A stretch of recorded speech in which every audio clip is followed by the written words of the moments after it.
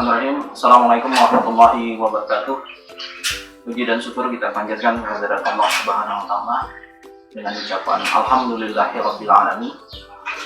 Salawat dan salam selalu tercurah kepada junjungan kita Nabi besar Muhammad sallallahu alaihi wasallam dengan ucapan Allahumma shalli ala Muhammad. Dalam kesempatan masa ta'aruf siswa baru atau maksama tahun ajaran 2021-2022 MTS Negeri 1 Kota Waringin Timur yang merupakan salah satu sekolah berciri khas Islam dalam pelaksanaan penerimaan siswa baru melaksanakan beberapa seleksi. Nah, dalam pelaksanaan seleksi tersebut salah satunya adalah kemampuan untuk membaca Al-Quran. Hal inilah yang membedakan Sanawiyah atau MTS dengan sekolah-sekolah umum lainnya. Kemampuan ini diharapkan pada saat di Sanawiyah itu bisa ditingkatkan, walaupun di Sanawiyah sendiri pelajaran tentang hal-hal yang berhubungan dengan baca Al-Quran itu tidak terlalu banyak. Nah, kendala yang dialami pada saat pembelajaran masa pandemi seperti sekarang ini adalah tidak adanya tatap muka secara langsung.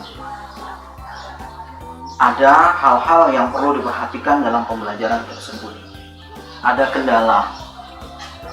kendala yang dialami terutama dalam hal pemberian pembelajaran tersebut, sehingga hasil-hasil yang diperlukan dalam pembelajaran tidak memberikan dampak yang secara nyata dan bisa terlihat secara langsung. Kita bisa perhatikan bahwa siswa-siswa yang belajar menggunakan metode daring dengan siswa yang belajar dengan metode secara langsung akan menghasilkan hasil yang berbeda.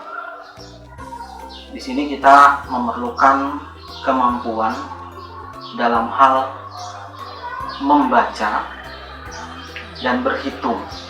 Nah, hal inilah yang terjadi pada masa sekarang. Kemampuan untuk membaca dan berhitung ini yang perlu ditingkatkan, sehingga penilaian-penilaian yang sekarang mungkin banyak sekali ditemukan soal-soal atau tugas-tugas yang memerlukan bacaan yang panjang. Ini yang perlu kita lakukan bersama-sama. Jangankan anak didik, bapak dan ibu guru di sekolah saja kadang-kadang tidak melakukan hal tersebut. Nah, dalam penilaian pembelajaran, terutama untuk yang kelas 7 sekarang, diharapkan kalian dalam belajar bisa betul-betul membaca. Kita memang lebih senang untuk menonton, tetapi hasil tontonan itu ternyata hanya lewat saja. Tapi kalau kita lebih membaca, kemudian kita tonton, kemudian kita coba, maka itu hasilnya akan berbeda. Tetapi dalam membaca pun kita harus memperhatikan tentang pemahaman yang terjadi dengan bacaan kita tersebut. Saya contohkan salah satu, misal kita hubungkan dengan pelajaran agama. Kita kadang-kadang berdoa. Dan berdoa itu, walaupun saya menyadari tidak semua orang punya kemampuan berbahasa yang baik, terutama dalam berbahasa Arab. Saya kadang memperhatikan di masjid-masjid, di musola, di langgar, ada orang berdoa, kita seperti mendoakan orang yang tidak tahu apa doanya, hanya mengaminkan saja. Nah, di Sanawiyah kita harapkan pembelajaran kita itu betul kita menyentuh. Kita sebagai salah satu sekolah yang berciri khas Islam, dalam kita berdoa diharapkan ada tata caranya dan pengucapannya dengan betul. Misal, saya ambilkan begini. Kita sering mendengarkan istighfar yang dibacakan sesudah azan dan menunggu iqamah. Saya termasuk orang yang tidak tahu dalam hal tersebut. Tetapi saya bertanya dalam hati, ini benar tidak tulisannya? Ini benar tidak pengucapannya? Nah, ambilkan contoh. Astaghfirullahalazim min kulli zambin azim. yang terjadi di lingkungan kita, kita sering mendengar hal tersebut. Siswa sanawiyah, saya harapkan hal-hal tersebut bisa menjadi inspirasi kita untuk melakukan yang namanya literasi, membaca kembali. Kita sering duduk di majelis, kita berdoa, sesudah sholat kita berdoa, kita mendengarkan bacaan dari imam. Nah, siswa madrasah saya harapkan punya literasinya, membacanya. Oh, tulisannya ini seperti ini. Tapi ingat, yang dibaca jangan Latinnya. Kita harus juga belajar dengan orang yang bisa berbahasa Arab, bisa tempat kita mengaji. Ini yang saya harapkan, literasinya, membacanya, kemampuan kita untuk membaca, ini yang diharapkan sekarang. Karena apa? Banyak informasi-informasi yang di luar sana, di masa sekarang, tanpa kita baca dengan betul-betul, tanpa kita pahami dengan betul, maka informasi itu akan keliru. Hal inilah yang saya harapkan. Nah, pembelajaran kita di sekolah diharapkan tentang pemahamannya. Kita tidak memerlukan orang yang berprestasi tinggi selama mereka tidak pemahamannya. Prestasi kita boleh, sekolah kita sekarang kita banggakan. Misal sekarang kita mengikuti kegiatan kompetisi sains madrasah. Ada beberapa siswa kita yang mendapat juara tingkat kabupaten dan akan ke tingkat provinsi. Apa yang mereka lakukan? Yang dilakukan adalah membaca. Setelah dibaca, apabila tidak dipahami, maka akan ditanyakan. Bertanyalah dengan gurunya, dengan siapa yang memahami. Tetapi jangan hanya dari satu sumber. Kalau kita hanya berpacu pada satu sumber saja, maka kita akan mendapatkan ilmu yang hanya dari satu orang saja. Kita tidak punya gambaran lain, sehingga kita tidak bisa menerima suatu perbedaan. Kalau kita jika kita membandingkan dengan yang lain, maka kita akan punya kesadaran akan perbedaan tersebut. Nah, literasi itulah pentingnya bagi kita semua. Kita belajar di sini. Kita belajar, kemudian kita lanjutkan di sini pemahaman kita tentang ilmu agama. Saya harapkan itu yang terjadi pada siswa madrasah. Kita mewakili kaum muslimin. Kita mewakili orang Islam. Yang masuk sanawiyah itu adalah orang Islam. Yang dilihat orang itu adalah keislamannya. Dimanapun kita berada, kita di luar sana, tanpa pakaian sekolah kita, orang akan bertanya, kita dari mana? Sekolahnya di mana? Apakah itu secara langsung, tatap muka, ataupun secara daring, tetap dipertanyakan orang. Nah, saya selaku wakil kepala madrasah bagian kurikulum, hal-hal seperti itu kadang-kadang menjadi tanggung jawab tidak secara langsung. Inilah yang akan terjadi. Yang terjadi di luar sana, kita akan menjadi tanggung jawab masyarakat bersama. Dalam pembelajaran secara tidak langsung, dan mudah-mudahan insya Allah kita akan bertemu secara tatap muka, pembelajaran-pembelajaran yang dilakukan di sekolah, mudah-mudahan hal ini akan menjadi sesuatu yang memacu kita untuk meningkatkan kemampuan kita dalam beragama. Keadaan sekarang bisa meningkatkan kemampuan kita beragama. Pandemi sekarang, saya ambilkan satu kisah, mungkin sudah pernah didengar. Seorang dokter gigi, silahkan kalian cari sendiri cerita tentang seorang dokter gigi tersebut. Kalau tidak salah namanya Dokter Gigi Kalisa. Beliau asalnya bukan seorang Islam, non-Muslim bahasanya. Pada masa pandemi ini beliau bisa menjadi seorang Muslim. Kenapa? Karena apa-apa yang terjadi pada masa pandemi sekarang, ternyata itu hal yang sudah diterapkan dalam Islam. Nah, saya harapkan sebagai siswa madrasah, hal-hal yang kita pelajari di madrasah ini bisa kita terapkan. Apa saja yang diterapkan? Dari hal pertama, kebersihan. Itu yang membuat Dr. Kalisa itu menjadi seorang muslimah, sehingga menjadi tolak ukur gambaran kita semua. Saya kadang-kadang tertarik kalau ada seorang siswa madrasah yang berasal orang tuanya berasal dari mualaf, kemudian masuk ke madrasah. Apa yang menyebabkan hal tersebut terjadi? Ini yang menjadi pertimbangan kita bersama. Dan inilah kekurangan kita bersama sebagai seorang muslim. Hal-hal yang kita pelajari di dalam agama itu kadang-kadang tidak kita terapkan. Apa yang saya sampaikan ini mungkin hanya sebuah ucapan di bibir. Apa yang baik kita ambil bersama, yang tidak baik kita tinggalkan. Tapi kadang-kadang hal-hal yang kita doakan itu inilah yang pentingnya. Kenapa saya bilang literasi itu penting? Saya termasuk orang yang senang membaca. Salah satu yang menjadi hal yang pertama saya dengar setelah pertama saya masuk di sekolah ini adalah bagaimana doa pada saat setelah belajar. Doa setelah belajar. Saya sampaikan bahwa doa setelah belajar itu hal yang sederhana sebetulnya. Tetapi kalau itu diijabah oleh Allah, maka itu akan kita terima bersama. Apa doanya? Di sini terkenal dengan doanya, Allahumma arinal haqqo haqqo warzuqna ittiba'ah wa arinal batila batila warzuqna tinabah. Tetapi yang sering saya temukan, pernah saya temukan adalah doa itu dihafalnya terbalik. Lupa. Kadang-kadang doa, karena biasa kita di kelas itu doanya secara bersama-sama, sehingga pada saat doa itu sendirian, yang terjadi tidak hafal. Kita sering saja ke masjid, ke musola, ke langgar, segala macam. Doa setelah sholat, secara bersama-sama kita bisa mengikuti. Tetapi pada saat kita sendirian, itu kadang-kadang terlupakan.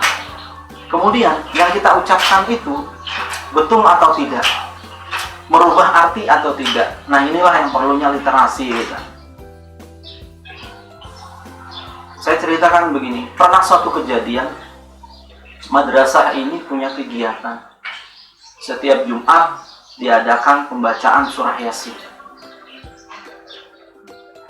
Pada saat pembacaan surah Yasin, bagi orang-orang tertentu yang terbiasa membaca tersebut, pelafalan pembacaannya akan terbiasa juga. Tapi pada saat itu didengarkan tidak pas, ternyata apa? Ternyata yang terjadi adalah Latinnya yang dibaca.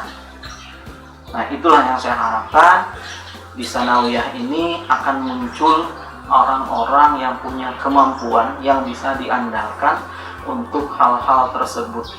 Literasinya, apakah literasi secara Latin atau literasi secara Arab. Numerasi sama, hal-hal yang berhubungan dengan perhitungan sama. Makanya dalam pembelajaran sekarang diharapkan konteksnya adalah penggabungan antara keagamaan dan kehidupan keduniaan. Mungkin itu yang bisa sampaikan. Mudah-mudahan dengan seperti ini, saya ulangi kembali doa penutupnya. Allahumma arinal haqqo haqqo warzuqna ittiba'ah wa arinal batila batila warzuqna tinabah. Apa yang saya sampaikan apabila yang benar tolong diikuti, dan tidak benar jangan diikuti. Billahi taufiq wal hidayah wa ridha wal inayah. Wassalamualaikum warahmatullahi wabarakatuh.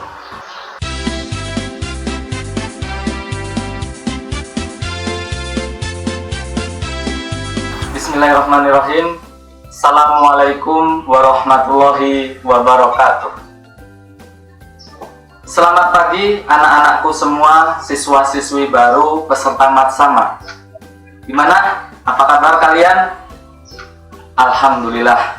Semoga kalian senantiasa dalam keadaan sehat walafiat dan dalam lindungan Allah Subhanahu wa Ta'ala, sehingga kalian bisa menyelesaikan kegiatan Matsama ini sampai dengan selesai. Perkenalkan, nama Bapak Ahmad Nur Ihsan, biasa di madrasah dipanggil dengan Pak Iksan. Di sini Bapak mengajar sebagai guru mata pelajaran pendidikan jasmani, olahraga, dan kesehatan. Pada tahun ini Bapak menjabat sebagai pembina OSIS, atau kalau di madrasah dikenal sebagai OSIM. Pertama-tama Bapak ingin mengucapkan selamat datang dan selamat bergabung kepada kalian siswa-siswi baru di MTSN 1 Kota Waringin Timur. Dengan harapan semoga dengan bergabungnya kalian di sekolah ini memang dari hati nurani kalian, sehingga kalian merasa senang dalam mengikuti pembelajaran di sekolah yang kita cintai. Dan semoga kalian di sekolahan ini dapat mengembangkan minat dan bakat kalian secara leluasa, yang tentunya tetap kalian harus mematuhi dan mengikuti aturan yang ada di sekolah yang kita cintai ini. Baik anak-anakku sekalian, siswa-siswi baru peserta Matsama, dalam kesempatan kali ini Bapak Pak Iksan akan menyampaikan materi, yaitu tentang OSIM atau OSIS, sebuah organisasi siswa intramadrasah, sebuah organisasi yang ada di sekolah MTSN 1 Kota Waringin Timur. Nah, di sini tentu kalian tahu bahwasanya manusia atau kita ini tidak bisa hidup sendiri. Manusia itu adalah makhluk sosial yang tentunya selalu bergantung dan selalu membutuhkan satu sama lainnya. Sehingga apa yang menjadi keinginan manusia, apa yang menjadi tujuan manusia agar itu dapat tercapai, agar tujuan dan keinginan itu dapat tercapai, maka manusia itu akan kemudian berkelompok, bekerja sama dalam mewujudkan sebuah tujuan yang mereka inginkan. Karena kita pahami dan kita ketahui bahwasanya orang yang bekerja sendiri itu akan dikalahkan dengan orang yang bekerja sama. Sebagaimana pepatah, ringan sama dijinjing, berat sama dipikul. Baik, Bapak lanjutkan. Nah, bagaimana cara manusia dalam mewujudkan sebuah keinginan? Tentunya dia harus berkelompok. Nah, kalian tahu tidak, kira-kira kelompok paling kecil dalam kehidupan kita itu apa? Ayo, ada yang tahu kira-kira apa? Nah, kelompok yang paling kecil dalam kehidupan kita sehari-hari itu adalah keluarga. Nah, keluarga kita itu adalah kelompok terkecil dalam kehidupan manusia. Nah, kemudian apabila kelompok keluarga, kemudian beberapa keluarga, beberapa manusia, beberapa orang berkumpul, kemudian akan membentuk yang namanya sebuah perkumpulan, atau perkumpulan ini sering juga disebut sebagai organisasi. Nah, di sekolah kita ternyata di MTSN itu ada organisasi yang anggotanya bukan guru tetapi siswa itu sendiri. Jadi artinya di MTSN 1 Kota Waringin Timur ada sebuah organisasi, ada sebuah perkumpulan siswa-siswi yang terpilih, yang kemudian mereka memiliki tujuan, memiliki sebuah kegiatan-kegiatan yang tujuannya adalah untuk mengembangkan bakat minat dari siswa-siswi yang ada, kemudian melaksanakan kegiatan-kegiatan yang mana itu bisa dilaksanakan dengan berorganisasi. Baik anak-anakku sekalian,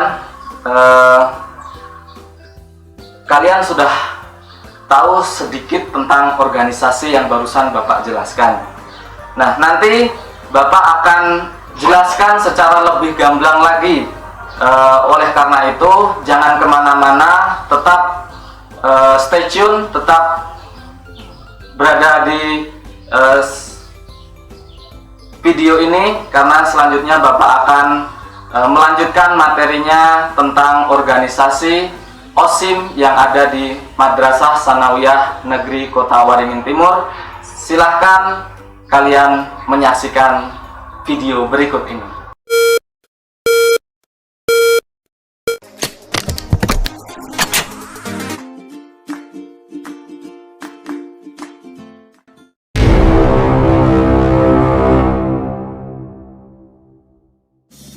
Tahukah adik-adik apa itu organisasi? Nah, silakan simak uraian berikut ini.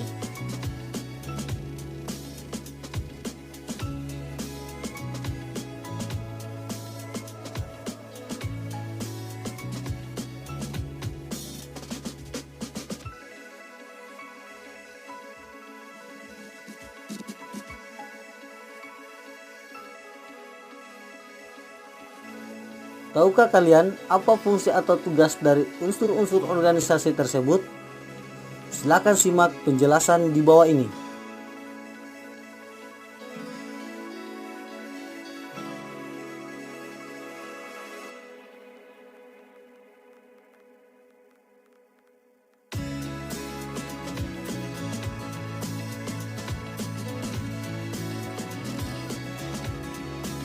Organisasi siswa.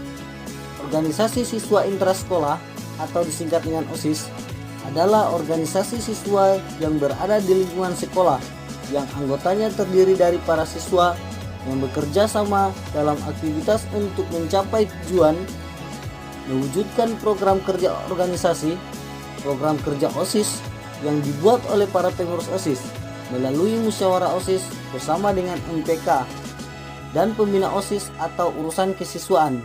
Sedangkan ketua dan wakil ketua OSIS dipilih oleh seluruh siswa melalui pemilihan umum yang dilakukan secara langsung. OSIS dibentuk dengan tujuan sebagai berikut. Yang pertama, meningkatkan generasi penerus yang beriman dan bertakwa. Kedua, memahami, menghargai lingkungan hidup dan nilai-nilai moral dalam mengambil keputusan yang tepat. Ketiga, membangun landasan kepribadian yang kuat dan menghargai HAM dalam konteks kemajuan budaya dan bangsa. 4. Membangun, mengembangkan wawasan kebangsaan dan rasa cinta tanah air dalam era globalisasi. Kelima, memperdalam sikap sportif, jujur, disiplin, bertanggung jawab, dan kerjasama secara mandiri, berpikir logis, dan demokratis. Dan yang keenam, meningkatkan kesehatan jasmani dan rohani, memantapkan kehidupan bermasyarakat, berbangsa, dan bernegara sebagai sebuah organisasi. OSIS memiliki beberapa fungsi untuk mencapai tujuannya, yaitu yang pertama, sebagai wadah. Organisasi intrasekolah merupakan satu-satunya wadah kegiatan para siswa di sekolah bersama dengan jalur pembinaan yang lain untuk mendukung tercapainya pembinaan kesiswaan. Kedua, sebagai motivator. Motivator adalah perangsang yang menyebabkan lahirnya keinginan dan semangat para siswa untuk berbuat dan melakukan kegiatan bersama dalam mencapai suatu tujuan. Yang ketiga, sebagai preventif. Secara preventif, OSIS ikut mengamankan sekolah dari segala ancaman dari luar maupun dari dalam sekolah, antara lain mencegah siswa dari bahaya merokok, miras, narkoba, pergaulan bebas, tawuran antar pelajar, kenakalan remaja, dan sebagainya. OSIS digerakkan oleh para pengurus OSIS yang dibina oleh para guru selaku pembina OSIS yang dikoordinir oleh urusan kesiswaan. Adik-adik, maukah kalian berorganisasi? Organisasi dapat membentuk dan mengembangkan kepribadian seseorang. Orang yang aktif berorganisasi berbeda penampilan dan kemampuannya dengan orang yang tidak pernah mengenal organisasi.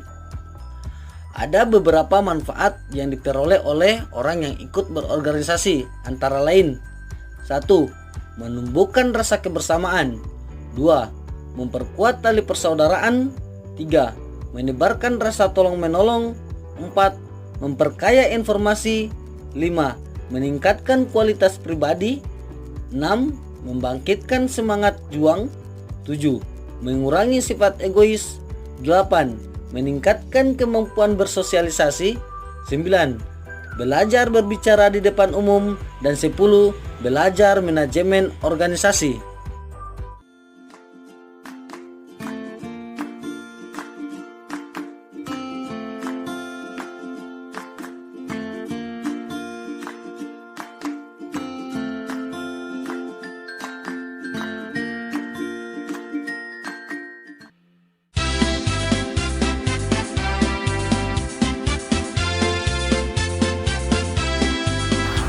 Assalamualaikum warahmatullahi wabarakatuh. Bismillahirrahmanirrahim. Alhamdulillahirabbil alamin. Wa bihi nasta'inu ala umuri dunya waddin. Assalatu wassalamu ala asrofil anbiya'i wal mursalin sayyidina wa maulana Muhammadin wa ala alihi wa ashabihi ajmain. Amma ba'du. Bagaimana kabarnya anak-anakku? Sehat ya? Alhamdulillah. Mudah-mudahan kalian sehat semuanya ya. Bisa belajar dengan baik ya. Yang pertama yang Ibu ucapkan adalah puji syukur kita ucapkan kepada Allah SWT yang telah melimpahkan nikmat anugerah kepada kita, sehingga alhamdulillah pada sesi ini Ibu menyampaikan sesi tentang sejarah madrasah. Itu mudah-mudahan kalian sehat walafiat. Dan selanjutnya salawat dan salam kita juga mengaturkan kepada junjungan Nabi Muhammad SAW beserta sahabat dan para pengikutnya hingga yaumul akhir. Untuk anak-anakku sekalian, sebelum Ibu menyampaikan materi, ini Ibu akan memperkenalkan dulu ya. Tuh, tak kenal maka tak sayang. Gitu. Nama Ibu yaitu Ibu Sarminah, mengajar yaitu mata pelajaran bahasa Arab. Alhamdulillah Ibu sudah lama di MTSN, sudah ada 17 tahun lebih ya. Mudah-mudahan nanti kalau kita tatap muka bisa ketemu sama kalian semuanya. Kemudian Ibu tinggal di Jalan Metro TV. Bisa kalian silaturahim ke tempat Ibu. Nah, materi kali ini yang Ibu sampaikan yaitu tentang sejarah madrasah itu. Yang mana kita perlu tahu ya, apa itu madrasah ya. Madrasah ini berasal dari bahasa Arab ya, dari kata darosa yadrusu darsan, belajar. Nah, kenapa kok bisa menjadi madrasah? Madrasah ini kalau dalam ilmu bahasa Arab itu ada namanya ilmu sorof ya.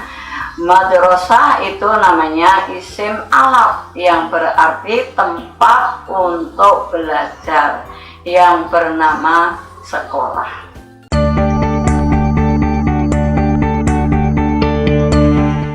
Apa itu madrasah? Apa yang terbayang saat disebut kata madrasah? Sebagian orang punya kesan bahwa madrasah identik dengan bangunan kumuh, anak-anak lusuh, hanya belajar agama, tidak bisa sekolah lanjut, atau generasi Islam yang kaku dan radikal. Lulusan madrasah identik jadi ustadz, guru ngaji, atau pegawai rendahan. Orang tua yang mengharapkan anaknya jadi dokter, insinyur, atau bekerja di perusahaan multinasional biasanya tak akan menyekolahkan anaknya ke madrasah. Madrasah juga sering dianggap jadi pembuangan anak tak berprestasi, karena anak berprestasi masuk sekolah-sekolah umum favorit. Betulkah demikian? Marilah kita lihat fakta-fakta yang akan mengubah pandangan Anda tentang madrasah. Jauh sebelum ada pendidikan formal, madrasah sudah jadi model pendidikan yang dijalankan berabad-abad. Jauh sebelum UNESCO menggaungkan konsep lifelong learning atau education for sustainable development, madrasah sudah memulainya. Madrasah menjadi tempat belajar bagi semua jenjang usia. Raudatul Atfal untuk tingkat TK, Madrasah Ibtidaiyah untuk tingkat SD, Madrasah Sanawiyah untuk tingkat SMP, dan Aliyah untuk tingkat SMA. semuanya berijazah yang diakui negara dan bisa melanjutkan ke jenjang pendidikan manapun. Seiring perkembangan zaman, madrasah terus berinovasi. Kini madrasah mulai dirancang untuk menjawab kebutuhan masyarakat.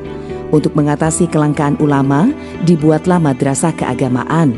Untuk mencetak ahli sains, dibuatlah madrasah insan cendekia. Dan untuk menjawab tantangan dunia industri, usaha, dan perbankan, dibuatlah madrasah vokasional. Singkatnya, madrasah adalah sekolah formal dengan berbagai keistimewaan. Tak hanya melatih skill, tapi juga membentuk karakter peserta didik menjadi pribadi yang santun dan menghargai keragaman. Dengan dukungan negara, masyarakat, dan swasta, sekitar 76.000 madrasah akan direvitalisasi. Bangunan diperbaiki, sumber daya dilatih, pengelolaan ditingkatkan, menjadi lembaga pendidikan yang menjadi mesin perubahan. Tak ada lagi kesan kumuh, siswa lusuh. Madrasah akan jadi lembaga pendidikan yang berwibawa, meneruskan tradisi berabad-abad, melahirkan para pemimpin bangsa yang paripurna. Jika yang Anda cari adalah pendidikan yang mengakar pada sejarah bangsa, jika yang Anda cari sekolah yang bukan hanya belajar ilmu, tapi juga akhlak, jika Anda ingin para intelektual kembali membangun masyarakatnya, jika yang Anda cari adalah anak yang memiliki pandangan keagamaan yang rahmatan lil alamin dan menghargai kearifan lokal, jika Anda percaya pada pendidikan untuk perubahan, maka madrasah pilihannya.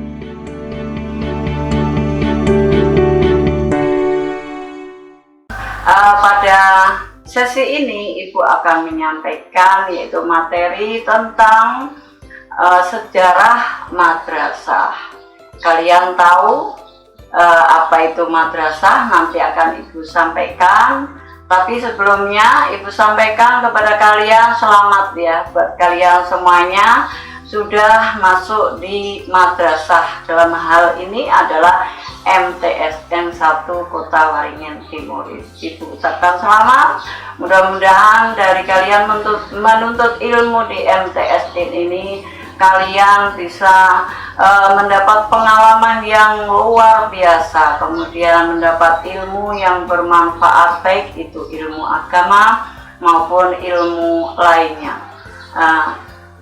Anak-anakku yang Ibu cintai, bagaimana itu kita belajar awal atau asal mulanya madrasah itu bermula daripada zaman kolonial, bahwasanya ditetapkannya umat Islam itu merasa khawatir. Kenapa kok merasa khawatir? Karena khawatir bahwasanya pendidikan yang diberlakukan di sekolah pada zaman kolonial Belanda itu mereka tidak menyertakan yaitu pendidikan agama. Nah, dari latar belakang ini umat Islam yang berada di Indonesia akhirnya membentuk suatu salah satunya yaitu madrasah.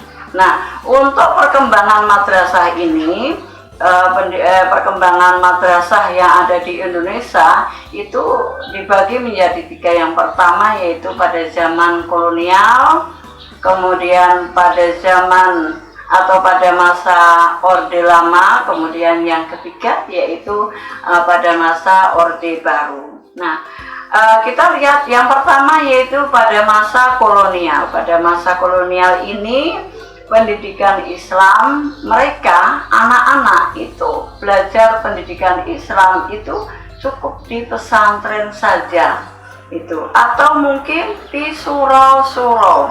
Jadi belum ada di sekolah. Nah, kemudian juga sistem pendidikannya itu masih secara tradisional. Nah, untuk itu ulama atau orang-orang ahli agama mereka mendirikan yaitu madrasah.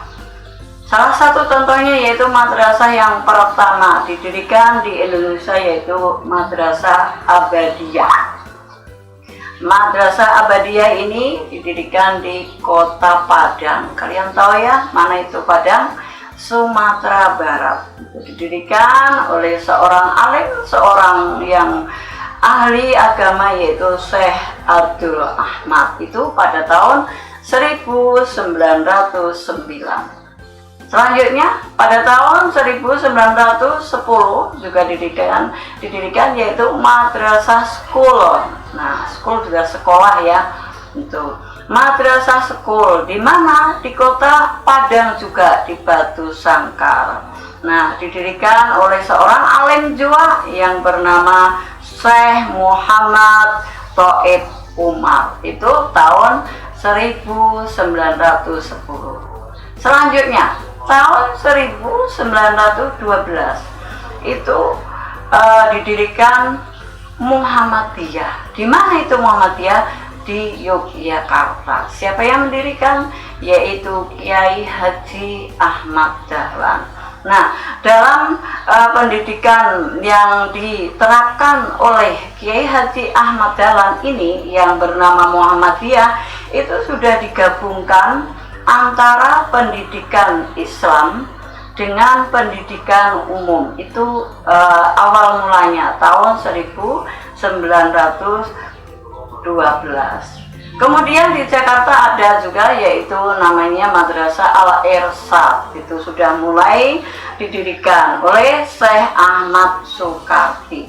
Nah, tahun 1915 juga didirikan namanya madrasahnya Diniyah School. Nah, Diniyah School juga didirikan di Kota Padang oleh Kiai Haji Zainuddin. Nah, kemudian selanjutnya tahun 1926 di Surabaya juga ada didirikan namanya Nahdlatul Ulama, Kebangkitan Ulama, yang mana ini didirikan oleh Kiai Haji Hasyim Asy'ari. Nah, dari situ ternyata setelah adanya didirikan madrasah-madrasah seperti itu, akhirnya muncullah ya pendidikan Islam, atau mereka sekolah atau mereka mengenyam atau menuntut ilmu itu di madrasah. Nah, selanjutnya itu yang pada masa kolonial. Selanjutnya yang kedua yaitu pada masa Orde Lama. Bagaimana pada masa Orde Lama? Itu ternyata pada tanggal 3 Januari 1946 pemerintah Indonesia resmi membentuk yaitu Departemen Agama. Lembaga ini bertujuan untuk memperjuangkan pendidikan Islam yang ada di Indonesia. Nah, salah satunya dulu didirikan juga yaitu PGA atau Pendidikan Guru Agama. Kemudian lembaga hakim.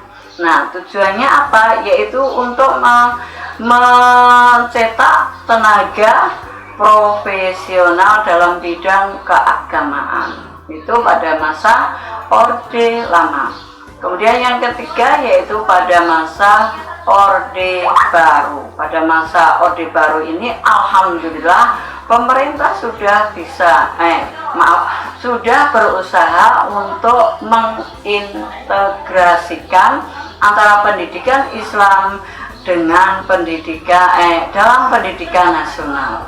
Alhamdulillah melalui SKP Surat Keputusan Bersama oleh 3 menteri. Yang pertama yaitu Menteri Agama, Menteri Pendidikan dan Kebudayaan, yang ketiga yaitu Menteri Dalam Negeri. Nah, dari SKP itu ditetapkan bahwasanya standar pendidikan agama Islam itu diakui juga atau diberlakukan di sekolah umum.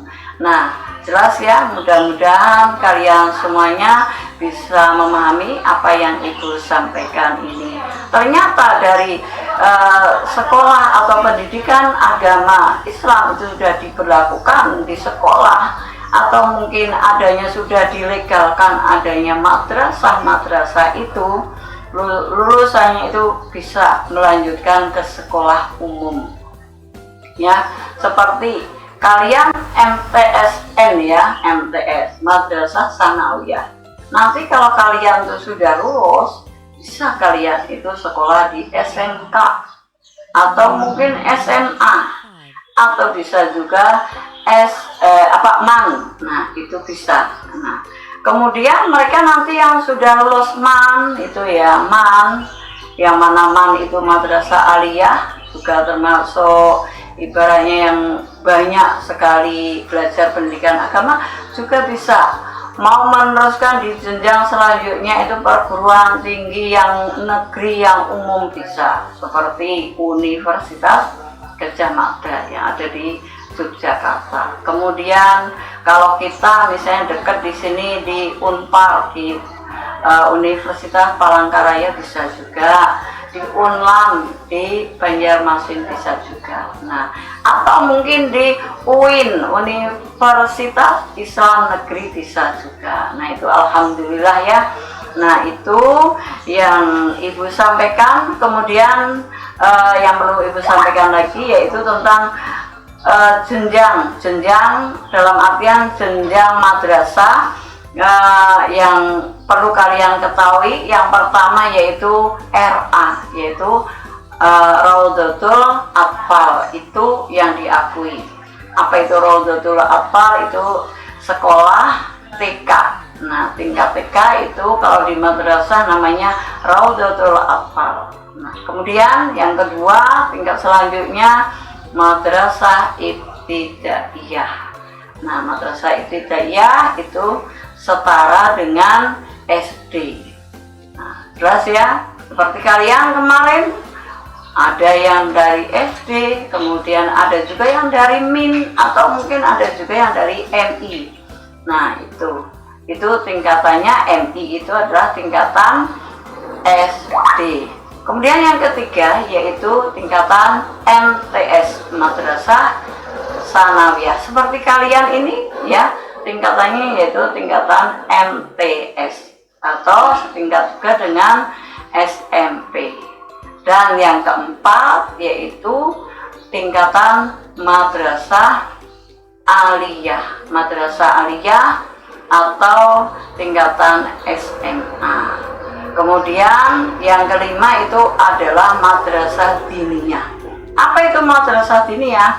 Madrasah Diniyah itu mereka yang sekolah di Madrasah Diniyah itu mereka lebih banyak untuk mendalami bidang agama Islam. Nah, itu ya yang Ibu sampaikan. Mudah-mudahan bermanfaat bagi kalian semuanya ya, walaupun mungkin waktunya itu sedikit.